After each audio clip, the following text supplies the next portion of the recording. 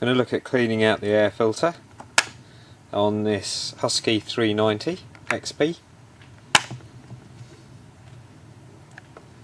This one works just by undoing those clips there.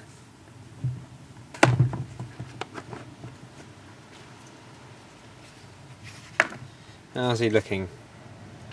He's a bit grubby.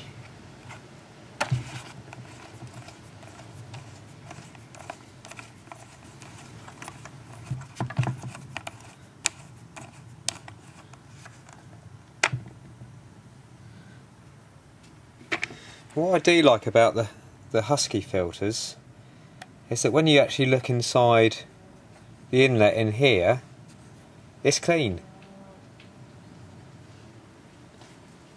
Yeah, if you look inside the inlet of my 880, which I clean much more often, this is just coated with fine dust. So Huskies do well from that point of view. Now usually I'd have done this beforehand, but as we look down there, if we pull the choke lever out here, you can see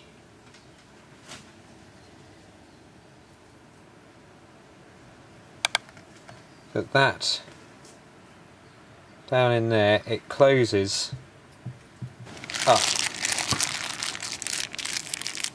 Now I'm just going to put a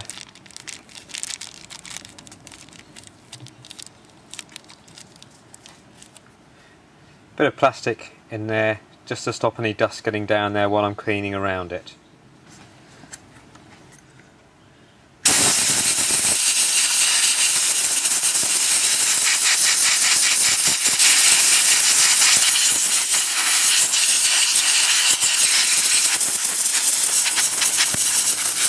Now if you haven't got an airline, you're just going to have to use small brushes and things like that, but you can never do quite the same job, and it always takes a bit longer. So now we need to clean this off, which again I'm going to do with the airline.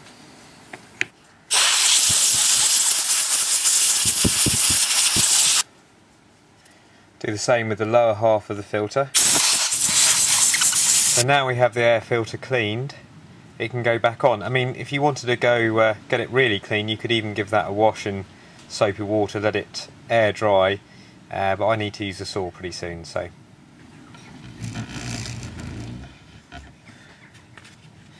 Remember to take the plastic out, quite important.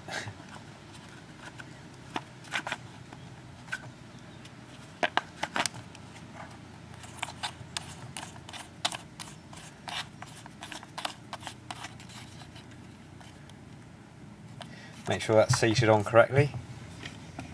Another good thing about this saw is you've got a very accessible spark plug.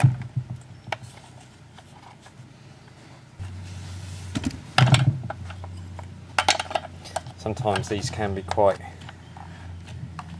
tightly on there, even if it looks okay. So if we just have a look at that spark plug, he's a tiny bit oily. You can see the light brown deposits on the end of it. That's quite normal. You should have that white browny deposit on there. If it's a black oily deposit, it can indicate your chainsaw is running too rich. If it's very, very white, it can indicate it's running too lean. And just looking at that spark plug, it does look a little bit oily, done a bit of use, so I'd probably be thinking about changing that in the very near future. Anyway, pop him back in, screw him up finger tight, and then you've got to be careful not to over or under tighten. See if we can change that slightly. What I tend to do is hold the spark plug spanner not a bit lower down, so that when you come to tighten,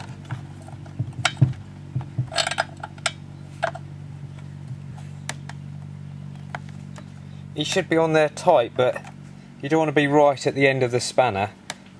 use it as tight as possible.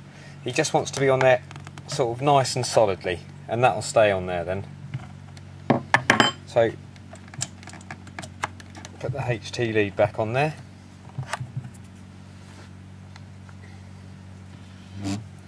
Remember the cover here, I'm going to give that a quick dust off.